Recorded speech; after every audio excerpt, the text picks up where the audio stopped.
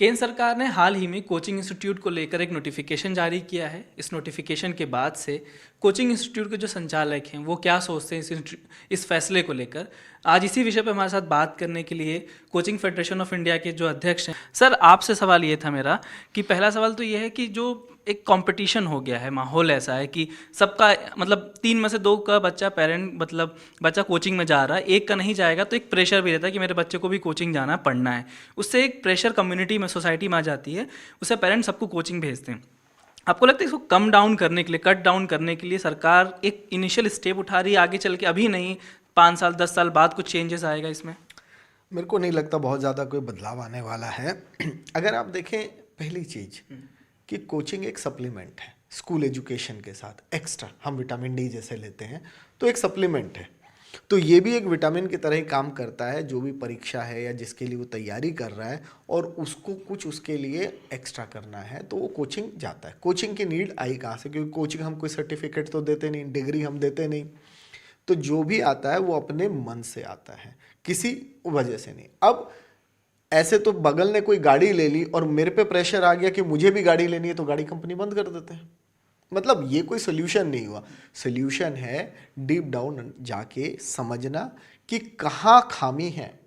अगर हमारी शिक्षा प्रणाली जो है निचले स्तर पे सही काम नहीं कर रही, या फिर हमारे जो परीक्षाएं हैं जिसके बेसिस पे आप दाखिला ले रहे हैं वो इतनी मुश्किल है, जो उसकी पूर्ति वहाँ नहीं हो रही, तो आदमी आएगा। अब आप देखिए, जैसे परीक्षाएं हैं, अगर हम इंजीनियरिंग की बात करें तो जेई मेन होता है, उसके बाद एक एडवांस्ड होता है। तो आप एक फ़िल्टर 2 लाख लेते हैं और उन्हीं 2 लाख को एक और में बिठाते हैं, तो उसकी ज़रूरत नहीं। आप प्रेशर किसने क्रिएट किया? आपने क्रिएट किया ना, हमने तो वो परीक्षा नहीं बनाई, हम तो खाली उसकी तैयारी करा रहे हैं। और बच्चे को लगता है कि भाई उसकी स्कूल में नहीं हो रही, क्योंकि कई ऐसे टॉपिक होते हैं जो स्कूल में नहीं है और इनमें डाले गए हैं, तो और उसका भी लेवल ऊपर है, तो उसके लिए नीड है। दूसरी चीज़, आपने CUET अभी शुरू कर दिया।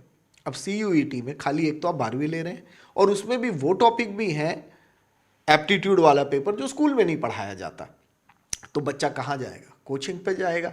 आपने कहा था उससे प्रेशर कम होगा। अब आपको मैं बताऊं, 800 नंबर का पेपर है, 40 सवाल आते हैं 5 नंबर के, 200 हुए, कट ऑफ जा रही है 782+। तो इसका मतलब है 4 पेपर में 200 में से अगर 5 नंबर है और -1 है, वो खाली 160 में से 3 गलत कर सकते हैं, नहीं तो नॉर्थ कैंपस में एडमिशन नहीं मिलेगा।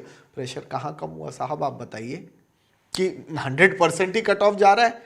तो प्रेशर जो है वो हमको समझना है कि किस तरीके से कम होगा। एक तरफ दबाव नहीं है। अब प्रेशर आप समझिए कोचिंग देता है। मैं तो ये कहता हूँ, घर में जब यह बच्चा स्कूल में पढ़ता है उसे समझ नहीं आता, वो घर आके प्रेशर में आता है। जब उसको लगता है यार कोचिंग गया और मुझे समझ आया, तो कोचिंग ने तो प्रेशर कम किया। दूसरी चीज़ क्यों इसके ऊपर है, हर कोचिंग चाहता है मेरा रिजल्ट अच्छा हो, तो कंपटीशन और लगेगा, क्योंकि कोचिंग बाई चॉइस है। आज वो रिजल्ट नहीं देगा तो पेरेंट उसको वहाँ नहीं भेजेगा, तो कोचिंग कैसे चलेगा? वो कंपटीशन में रहता है कि मैं बेस्ट रिजल्ट दूं।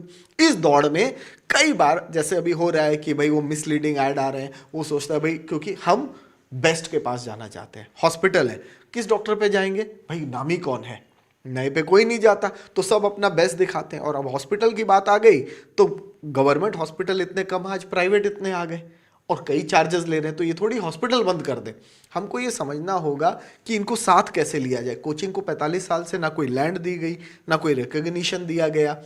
आपने क्यों नहीं, अगर ये बढ़िया शिक्षा दे रहे थे तो इनको साथ मिलाया। आज जितने IAS आते हैं, मुखर्जी नगर है, ये है, सब कोचिंग लेके आते हैं, इन्हें पता है वो हर दिशा में, तो आप इनको साथ लेने की बात क्यों नहीं करते कि भाई हम आपको रेगुलेट करते हैं, आपको फैसिलिटी देते हैं।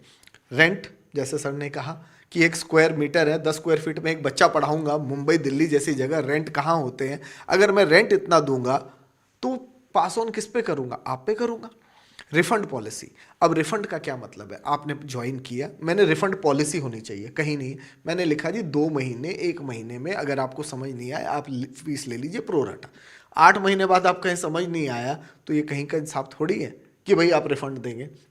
तो पॉलिसी वो बनाइए जो डुएबल हो और जो लोग गलत काम कर रहे हैं उनके खिलाफ हो। अब बच्चा 1.5 साल पढ़ लेता है और कहता है मुझे रिफंड दे दो, तो आप भी समझ सकते हैं कि हम अपने टीचरों को कहाँ से पे करेंगे और कहाँ से सिस्टम चलेगा। सर एक सवाल ये है कि आपने वो बात कही, एक सरकार का ये कहना है कि इस फैसले से जो बच्चों में मानसिक दबाव है और जो इंसिडेंट्स भी हुए सुसाइड के या फिर जो फायर के, उसको लेकर भी उन्होंने ये ध्यान में रख के ये सब इम्प्लीमेंट किया है।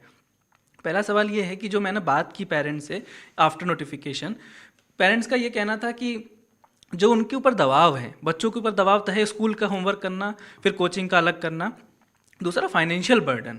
आप स्कूल की फ़ीस 60-70 हज़ार, 1 लाख रुपए दे रहे हैं साल की, फिर कोचिंग इंस्टीट्यूट को भी 60-70 हज़ार रुपये। जो फाइनेंशियल बर्डन है ना, उससे बच्चों को क्या आपको लगता है रिलीफ मिलेगा पेरेंट्स को? देखिए, ये फिर आप समझ नहीं रहे। अब कोचिंग तो बंद होगी नहीं। अच्छा, पहले समझिए, कोचिंग एक ऑप्शनल है, बच्चे खुद पढ़ने आ रहे हैं। आज क्वालिटी नहीं मिलती, बच्चे आते ही नहीं। तो कोचिंग अगर चल रहा है तो कहीं तो डिमांड है, नहीं तो क्यों आते? पैसे दे के कोई नहीं जाएगा, फ्री में तो मिल नहीं रहा। तो इसका मतलब है अब जब बंद होगा, डिमांड वही है, सप्लाई कम हो गई। इकोनॉमिक्स बेसिक क्या कहता है? सप्लाई कम होगी तो प्राइस क्या होगा? ऊपर जाएगा ना। इंडिविजुअल ट्यूटर्स होंगे, लोग ऐसे करके पढ़ाएंगे, तो जब 4 या 5 पढ़ेंगे तो पेरेंट की तो पॉकेट में हॉल होगा सबसे ज़्यादा। वो स्कूल से तो मारा हुआ ये फीस देके, कोचिंग की फीस और बढ़ जाएगी। उसके पास ऑप्शन क्या है? वो तो कहीं नहीं जा सकता। दूसरा, आप सुसाइड के कारण समझिए। कई बार हम 10वीं में देखते हैं बच्चे के नंबर आते हैं, एप्टीट्यूड से वो साइंस ना ले, हम ये सजेस्ट करते हैं, लेकिन पेरेंट को ये है कि मुझे तो उसे इंजीनियर और डॉक्टर ही बनाना है। अब जब वो खुद कराने को तैयार है, पैसे वो देता है, वो कहता है कराऊंगा, भाई 4 अटेम्प्ट मेडिकल में अनलिमिटेड है, इंजीनियरिंग में। तो ये जो पेरेंट के प्रेशर है कि बनना है, बगल वाले ने कुछ कर लिया, ये देखिए आप। कहीं भी कोचिंग उस पर प्रेशर नहीं देता। कोचिंग तो ये कहता है कोई आया, हम उसको बेहतर से बेहतर दे दें, हम अपनी दौर में वो रहते हैं। लेकिन आप ये देखिए कि सुइसाइड होना अगर कोचिंग का है तो संस्थाएं चलती हैं, IIT चलती है, क्या सुइसाइड वहाँ नहीं हो रहे? सुइसाइड तो हो रहे हैं। कोचिंग में भी ऐसा थोड़ी है कि सारे कोचिंग सेंटर इंडिया में आप कहो कि आपको ये मिल रहा है, सब जगह सुइसाइड कर रहे हैं, ऐसा तो नहीं है। सुइसाइड के कई और कारण हैं। पेरेंटल प्रेशर हो सकता है, आजकल पीयर प्रेशर है, बच्चों के साथ कुछ है। मोबाइल्स ने बहुत बेड़ा गर्क कर रखा है, जिसके ऊपर कोई रोक लगाम नहीं। आप बताइए, कोई इंस्ट्रक्शन है कि एक बच्चे के पास मोबाइल ना हो? रात सबके पास है, सबसे बड़ा कारण है। हमको ये पेरेंट काउंसलिंग भी बहुत ज़रूरी है, बच्चों की भी ज़रूरी है ओवरऑल सिस्टम में, और स्कूल प्रणाली को ठीक करें कि भाई प्रेशर उतना दे। अब ये फिनलैंड का अगर आपने सुना हो, पता नहीं, फिनलैंड में 12वीं तक एक एग्ज़ाम होता है और टॉप 5 कंट्रीज में आज फिनलैंड आ रहा है। तो भाई आप अपना सिस्टम कॉपी करें या क्या करें, पहले उसको ठीक करिए। स्टूडेंट टीचर रेशियो स्कूलों में ठीक करिए, गवर्नमेंट स्कूल, केंद्रीय विद्यालयों में भी, प्राइवेट स्कूलों में भी 40-40 बच्चे बैठे हैं, 40 मिनट का पीरियड होता है। तो ओवरऑल इसको बैठ के करना है। NEP लेके आए, बहुत बड़ी बात, अच्छी बात है। पॉलिसी लाना एक बात है, इम्प्लीमेंट एग्जीक्यूट करना अलग बात है। अब टेक्नोलॉजी के लिए आज कितने स्कूल साउंड है? कोचिंग को तो होना पड़ता है। टेक्नोलॉजी के यूज से हम आगे पढ़ाते हैं, एनिमेशन दिखाते हैं, वो स्कूल में नहीं है तो बच्चे को उतना अच्छा समझ नहीं आता। तो क्यों नहीं हम अपना स्कूल का इंफ्रास्ट्रक्चर, बेसिक एजुकेशन, इसको बहुत बेहतर करें, कोचिंग की नीड कम हो जाए। मैं तो खुद कोचिंग के फेवर में नहीं रहता, क्योंकि कोचिंग आपको हैंडीकैप भी बनाती है, कई जगह स्पून फीडिंग है। लेकिन जब हमारा सिस्टम में नहीं पूरा मिल रहा तो पेरेंट जा रहा है। अब आप ये बताइए, पेरेंट बाई चॉइस फीस देता है, तो हमको ये समझना है हमने पॉकेट से तो नहीं निकाला, उसको नीड है, वो आ रहा है और हम उसकी ज़रूरत पूरा कर रहे हैं। तो ये इकोनॉमिक्स है, जहाँ डिमांड है वहाँ सप्लाई आती है। एक सवाल ये, बस आखिरी सवाल ये था कि एक जो कोचिंग इंडस्ट्री है ना, बताते हैं कि बहुत फ़ीस बहुत ज़्यादा डिमांडेड हो गया, और बताते हैं कि एक गैंग बना के कहा जाता है कि कोटा में चले जाइए तो सबकी फ़ीस ऐसी बराबर बराबर है कि कोई कम नहीं है, क्योंकि कंपटीशन है, सबका अंदर डील होती है कितनी फ़ीस रखना है। फीस को लेकर आपको नहीं लगता है अफोर्डेबल एजुकेशन के लिए अगर आपको आगे बढ़ना है?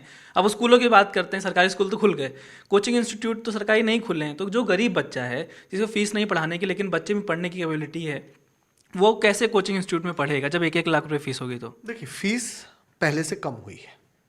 कोविड के बाद, ऑनलाइन आने के बाद ऑफलाइन को भी बहुत स्टिफ कंपटीशन मिला है, तो फीस अब पहले ऑप्शन नहीं था ऑनलाइन पढ़ने का। अब बच्चे के पास है, यूट्यूब वीडियोस तो फ्री पे मिल रहे हैं, और ऑनलाइन जो पैकेजेस है वो काफ़ी कम है।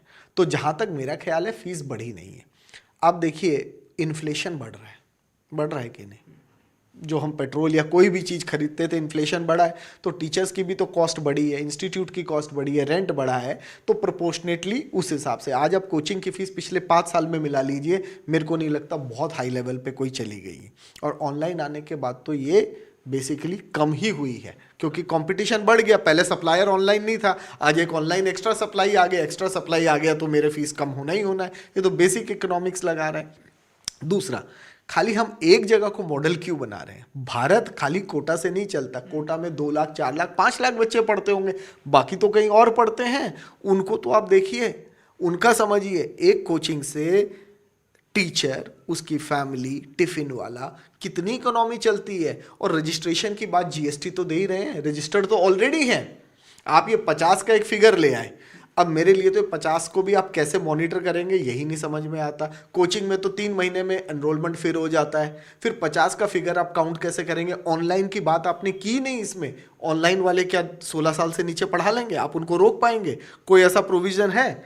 तो आप 50 का फिगर कैसे मॉनिटर करेंगे जब हाइब्रिड मोड भी चल रहा है? तो इसको बनाने से पहले, जैसे सर ने भी कहा, सब साथ लेके बैठते, समस्या को समझते, हमें सुलझाना है। एक दूसरों पे ब्लेम गेम करके तो कुछ भी नहीं है, बच्चा ही तो सफर कर रहा है।